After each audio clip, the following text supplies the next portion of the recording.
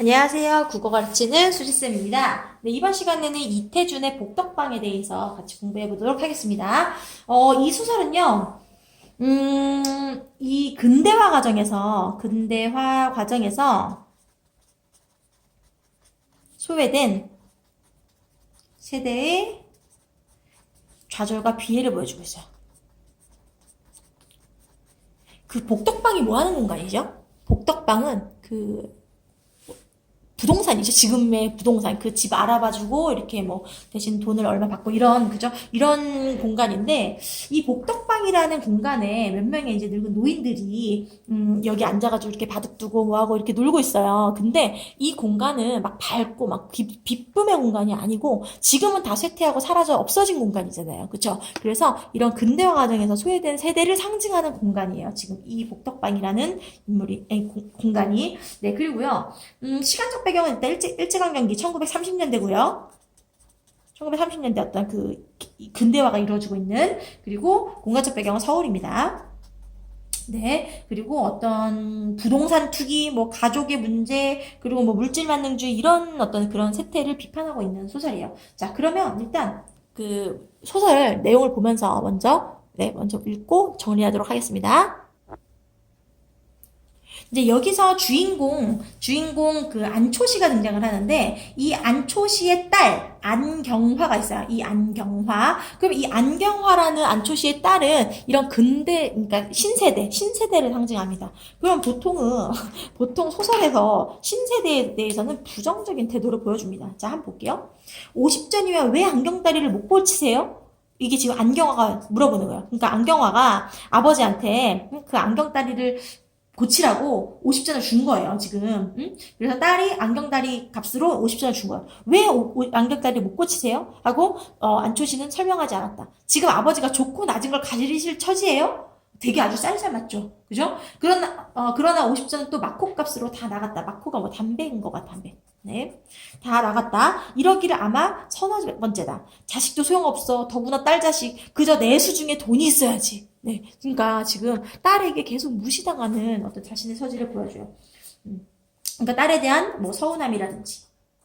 그죠? 그리고 내 순중에 돈이 있어야지 이렇게 말하는 거 보니까 돈이 없구나. 그쵸? 그래서 궁핍한 처지구나. 그래서 딸에게 뭐 하고 있구나? 의존하고 있구나 라는 거예요. 네.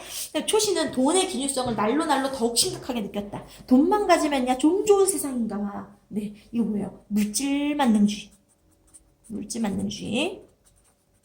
세태를 나타내죠. 심심해서 운동 삼아 나다녀 보면 거리마다 짓느니 고층 건축들이요, 동네마다 느느니 그림 같은 문화주택들이다. 그럼 고층 건축이나 문화주택 이런 거 다 근대화를 상징하죠. 그죠? 네. 그러니까 지금 이 근대화로 인해서 되게 화려하게 날로 변해가는 어떤 모습을 보여주고 있어요. 조금만 정신을 놓아도 물에서 갓 튀어나온 메기처럼 미끈미끈한 자동차가, 이것도 어때요? 근대화를 상징하죠. 등떨미에서 소리를 꽥 지른다. 돌아다 보면 운전수는 눈을 부릅떴고 그 뒤엔 금시계줄을 번쩍이는 살찐 중년 신사가 빙글에 웃고 앉아있는 것이었다. 자, 이 살찐 중년 신사는 어때요? 금시계줄을 번쩍거리고 있잖아요. 그쵸? 이런 사람은 물질적으로 풍요로운 사람이죠. 그러면 이 살찐 중년 신사와 이 안초시의 처지는 대조겠네요. 그죠? 안초시는 너무나 가난하니까. 그 다음에 예순이 내일 모레네. 젠장 할 것. 지금 어때요? 안초시가 지금 자신의 신세를 한탄하고 있어요. 지금. 그죠? 지금 젠장 할 것. 이런 비속어를 사용하는데, 비속어. 지금 이 안초시는요, 비속어를 되게 많이 써요. 네, 그래서 이거는 세상에 대한 어떤 불만을 보여주고 있어요. 초시는 늙어가는 것이 원통하였다. 어떻게 해서나 더 늙기 전에 적게 돈 10,000원이라도 붙들어가지고 내 손으로 다시 한번 이 세상과 교섭해보고 싶었다. 자, 원통하였다 이렇게 인물의 심리가 나타나잖아요. 그쵸? 그럼 제가 읽으면서 바로바로 시점 알아내야 된다 그랬죠. 그쵸? 지금 서술자가 나가 나옵니까? 안 나오죠? 그죠? 나가 안 나오고 안초시는 어쩌고저쩌고 이렇게 나와요. 그리고 그 인물의 심리가 나와요. 그럼 무조건 무슨 시점이에요? 전지적 작가 시점. 그죠? 작품 밖에 있는 서술자가 인물의 심리를 다 들여다보고 있는 거예요. 작품 밖의 서술자가. 근데 어떻게 해서 나 더 늙기 전에 10,000원이라도 붙들어가지고 내 손으로 다시 한번 이 세상과 교섭해보리라. 이런 생각을 하고 있었어요. 지금 이 꼴로서야 문화주택이 안만서기로 내게 무슨 상관이며 자동차, 비행기가 개미떼나 파리떼처럼 퍼지기로 나와 무슨 인연이 있는 것이냐. 세상과 자기와는 자기 손에서 돈이 떨어진 그 즉시로 인연이 끊어진 것이라 생각되었다. 자, 서술자가 인물의 심리를 직접적으로, 그죠? 직접적으로 제시하고 있죠. 그러면 송장이나 다름없지 뭔가. 그러니까 경제적으로 궁핍한 자신의 처지를 송장이라고 표현하고 있죠. 그죠? 초신은 이런 질문을 자신에게 던지는 지가 이미 오래였다. 무슨 수가 없을까? 아, 또 무슨 그루테기가 있어야지. 그루테기라는 건 어떤 돈을 대줄 수 있는 어떤 배경, 이런 게 있어야 비비지. 그러다가도 그래도 돈냥이나 엎질러 본 녀석이 벌기도 하는 게지 하고 그야말로 그루터기만 만나면 꼭 벌기는 할 자신이 있었다. 그러다가 박희환 영감에게서 들은 말이었다. 관변에 있는 모 유적자를 통해 비밀리에 나온 말인데 황해 연안에 제2의 나진이 생긴다고. 그러니까 어떤 항구가 생긴다고. 상이란 말이었다. 지금은 관청에서만 알 뿐이나 축항용지는 비밀리에 매수되고 이었으므로 불원하여 당국자로부터 공표가 있으리라는 것이었다. 자, 이거 뭐예요? 지금 얘가 어떤 땅 투기, 그러니까 부동산 투기를 하고 싶은 거예요. 한탕을 노려야 되거든, 지금. 내가 돈 벌 수 있는 그런 어떤 그루터기가 없기 때문에 지금 이 박희환 영감에게서 들은 소식에 의하면 관변에는 뭐 유력자를 통해서 나온 얘긴데 거기 항구를 짓는다고. 그래서 관청으로 속으로만 알고 있지. 이거 비밀리에 매수되고 있어. 그러니까 곧 발표가 날 거야. 그러니까 발표 나기 전에 뭐 해야 돼? 빨리 사야 돼. 라는 꼬시는 말을 들은 거예요, 지금 얘가. 그죠? 네. 그래서 이제 땅 투기에 대한, 그죠? 투기에 대한 정보를 듣게 됩니다. 초신은 이날 저녁에 박희환 영감에게서 들은 이 이야기를 딸에게 하였다. 실패는 했을지라도 그래도 십수년을 상업계에서 논 안초시라 출자를 권유하는 수장만은 딸이 듣기에도 딴 사람인 듯 놀라웠다. 그러니까 엄청 설명을 잘하는 거예요, 지금. 네. 그 다음에 딸은 즉석에서 가부를 말하지 않았으나 그의 머릿속에도 이내 잊혀지지는 않았던지 다음날 아침에는 딸 편이 먼저 이야기를 다시 꺼냈고 초시가 박희환 영감에게 묻던 이상으로 시시콜콜이 캐어물었다. 자, 그럼 보세요. 딸이 먼저 연락이 와가지고 막 관심을 보이고 있어요. 그쵸? 그러니까 이 딸도 어떤 물질적 욕망이 상당히 강한 인물이라는 거죠. 그죠? 그래서 지금, 이 안초시도 그렇고, 이 안초시의 딸도 물질적 욕망이 강한 인물들이구나, 라는 걸 일단 알 수 있어요. 네. 그러면 초시는 또 박희원 영감 이상으로 허풍으로 그죠? 허풍 맞추면서 손가락으로 가리키는 소상히 설명하였고, 1년 안에 청장을 하여도, 최소한도로 50배 이상의 순이익이 날 거라고 장담하였다. 네. 그러니까 이 땅 투기에 대해서 기대감이, 그죠? 엄청 컸던 거죠. 딸은 솔깃했다. 네. 사흘 안에 연구소 집을 어느 신탁회사에 넣고 3,000원을 돌리기로 했다. 지금 뭐냐면요. 이 딸은요, 안경화 무용연구소인가 그런 걸 하고 있어요. 안경화 무용연구소. 이거 완전 신세대를 상징하죠. 무용을 하는, 그죠? 네. 그러니까 이 연구소 집을 어느 신탁회사에 넣고 3,000원을 돌린다는 건 뭐야? 대출을 받기로 한 거예요. 대출. 초시는 금시 발복이 난 듯 쉽게 뛰었다. 네, 그러니까 발복이라는 거는 벌써 이제 내가 복을 누리게 된 것 같은 그런 기쁜 마음이 들었어요. 서참이 이놈. 자, 여기서 지금 벌써 몇 명 나왔어요? 안초시 나왔죠? 박희환 영감 나왔죠? 그리고 서참이까지 나오고 있는데 이 서참이가 바로 이 부동산 복덕방의 주인이에요. 복덕방의 주인이니까 그래도 돈이 좀 있단 말이야, 안초시에 비해서. 네. 그래서 지금 항상 서참이에 대해서 얘가 열등감을 느껴왔어요, 안초시가. 서참이 이놈, 날 은근히 멸시했겠다. 응? 내 굳이 너를 시켜서 내 집보다 나은 집을 살 테다. 내깟 놈이 천생 각회지, 뭐 부동산 업체지, 별거냐? 이렇게 지금 서참이를 지금 멸시하고 있어요. 근데 막 싫어서 멸시하는 건 아니고요. 친구예요. 근데 되게 항상 열등감을 갖고 있기 때문에. 네. 근데 그러나 신탁회사에서 돈이 되는 날은 웬 처음 보는 청년 하나가 누구겠어요? 딸의 남친이에요. 초시 앞을 가리어 나타났다. 그는 딸의 청년이었다. 딸은 아버지의 손에 단 1전도 넣지 않고 그 청년이 나서서 돈을 쓰며 처리하게 하였다. 그러니까 아버지를 믿지 않는 거죠.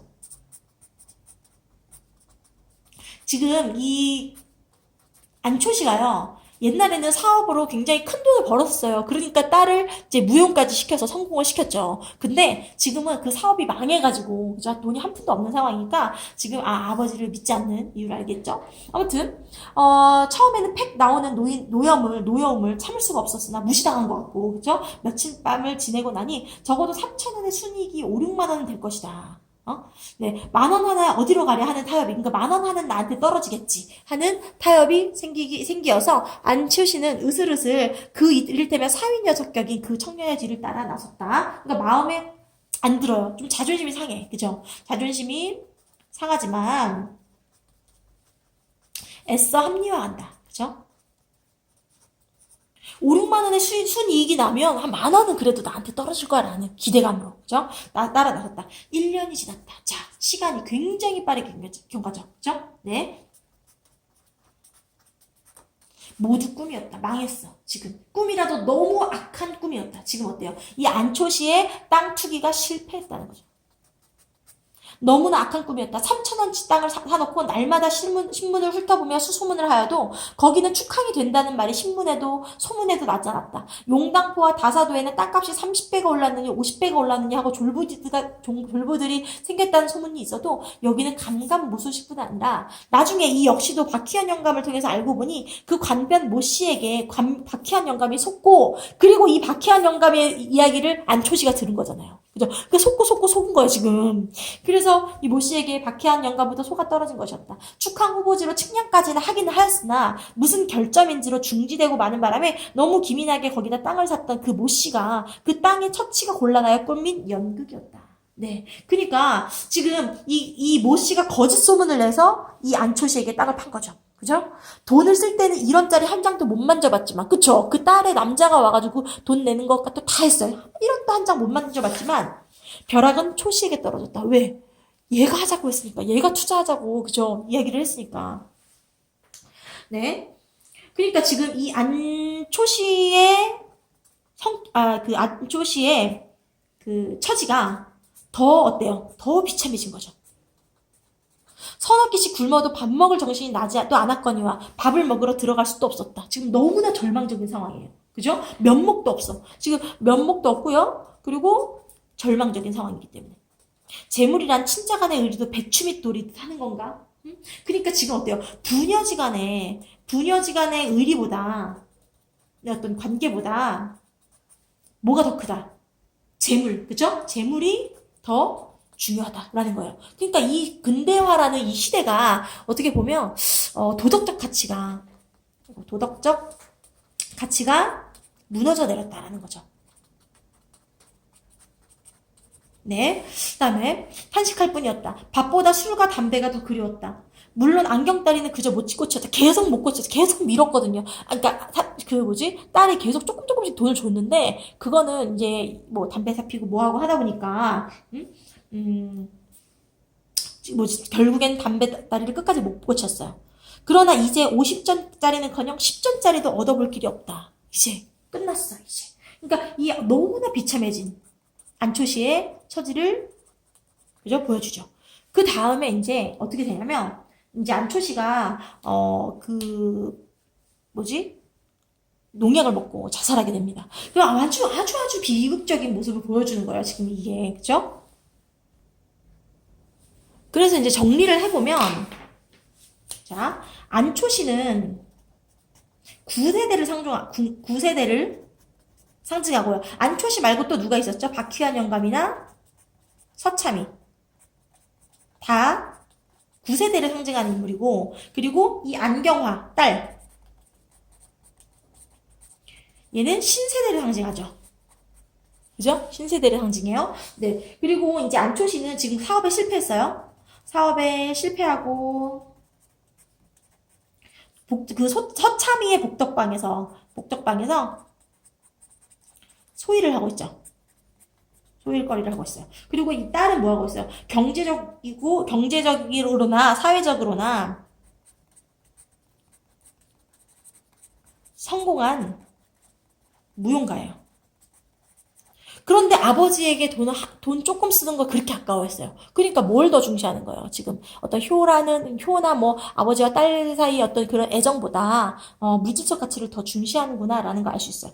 그 다음에 이제 안초 씨가 죽잖아요. 그리고 나서 이제 이 박희환과 허참이가 이제 이 딸을 찾아가서 이 이야기를 합니다. 이 아버지가 이제 그 음독 자살했다는 이야기를 해요. 근데 딸은 뭘 두려워하냐면 아버지가 죽었다는 슬픔보다 자살했다는 것에 대해서 뭐냐면 자신의 명성에 누가 될까봐 흠이 될까봐 그걸 두려워해요. 네, 그래서 이제 그걸 비밀로 해주시면 안 될까요? 이렇게 얘기해요. 그러면 이제 서참이가 박희한 영감이 뭐라고 하냐면 그 아버지의 이름으로 이제 나온 어떤 보험금 있잖아요. 그 보험금을 다 털어가지고 제일 최상급으로 아버지 장례를 치러주라고 딸한테 얘기합니다. 딸은 이제 조금 아깝지만 네, 그러니까 아버지의 죽음보다 그러니까 자신의 어떤 이름, 명성이 더 중요하니까, 그래서 체면이 중요하니까. 그래서 이 딸은 아깝지만 그렇게 아버지를 제일 좋은 것으로 이렇게 장례를 치러줍니다. 진심 아니고요. 그리고 이 딸의 그러니까 그 장례식에 보면 이 딸과 어떤 사업적으로 관련 있는 사람들, 그런 사람들만 줄줄이 와서 예의를 차려서 인사를 하고 돌아가는 그런 모습을 보여줘요. 그래서 굉장히 이 안초시의 입장에서는 굉장히 비극적인, 그죠? 비극적인 인물이죠. 어쨌든 둘의 공통점은 물질적 욕망이 강하다라는 거. 이거 욕망 아니고 욕망이 강하다라는 거예요. 정리합시다. 시점부터 얘기해볼까요? 지금 안초시의 심리 다 나왔었죠? 그죠? 무슨 시점이에요? 전지적 작가 시점. 그죠? 네, 그리고 서술자가 작품 밖에서 한 인물에 초점을 맞추고 있어요. 지금, 그죠? 네, 이 특정 인물에 초점을 맞추어서 내용을 전개하고 있습니다. 네, 이 소설은요, 굉장히 사실적이고요. 현실 비판적이죠. 네, 그리고 또 어떤 얘기 할 수 있을까요? 지금, 뭐 전지적 작가 시점, 그리고 뭐 심리묘사, 그죠? 그리고 뭐 그러니까 심리묘사를 하는데 서술자의 서술하고, 그죠? 서술 플러스 인물의 발화를 통해서 인물의 성격과 심리를 묘사하고 있다. 이런 얘기할 수 있고요. 1930년대라고 아까 처음에 얘기했었죠. 1930년대 일제강점기의 한 복덕방의 이야기고 지금 이거 어때요? 지금 안초시의 비극적 삶을 통해서 그 근대화로 인한 어떤 근대화로 인한 부정적 측면 이런 걸 보여주고 있죠. 그죠? 근대사회, 근대화. 네, 이 근대화로 인해서 막 전통적인 어떤 그런 효의 가치가 상실되고 도덕적 가치가 무너지고 있다. 그렇죠? 무너짐 이런 걸 보여주고 있어요. 네, 그리고 이거 순행적 구성이에요, 역순행적 구성이에요? 쭉 시간의 흐름에 따라 내용이 전개되고 있죠. 그죠? 예, 순행적 구성입니다. 순행적 구성 문제에 뭐라고 나와요? 당연히 뭐 시간의 흐름에 따라 내용을 전개한다. 문제에 만약에 현재와 과거가 교차되는 이러면 안 돼요. 현재와 과거가 교차되는 건 역순행적 구성이었어요. 그죠? 네. 네, 됐습니다. 네, 그리고 뭐 어떤 지금 이 안초시의 궁핍함을 나타내는 소재와 그리고 어떤 그 근대 사회의 물질적 풍요를 나타내는 어떤 그런 소재 이런 거를 좀 정리해 주시면 좋을 것 같아요. 뭐 부러진 안경다리라든지 궁핍한 거, 그죠? 그리고 나중에 뭐 이렇게 뭐 새까만 소매의 옷이라든지 뭐 그런 게 나옵니다. 네, 그리고 물질적 풍요를 나타내는 건 뭐 자동차도 있었고요, 뭐 건물들도 있었죠, 뭐 문화주택 이런 거 있었죠, 그리고 뭐 금시계줄 있었죠, 뭐 그런 것들, 그죠? 이런 것들 정리해 두시면 될 것 같습니다. 네, 그리고 뭐 이거는 어떤 왜곡된 욕망을 보여주고 있죠. 한탕을, 그죠? 크게 한탕을 하려는 왜곡된 욕망을 보여주고 있어요. 그래서 주제는 아까 처음에 얘기했죠. 근대화 과정에서 소외된 세대의 좌절과 비애, 그리고 그 당대 어떤 부동산 투기 이런 거를 비판하고 있어요. 네, 됐습니다. 그래서 이 복덕방이라는 것도 어떤 이 9세대가 머무는 상징적 공간이고 거기에 있는 인물들도 다 이렇게 9세대의 전형이기 때문에 이렇게 비극적인 결말을 맺게 되는 그런 내용이 되겠습니다. 네, 오늘은 여기까지 하겠습니다. 안녕.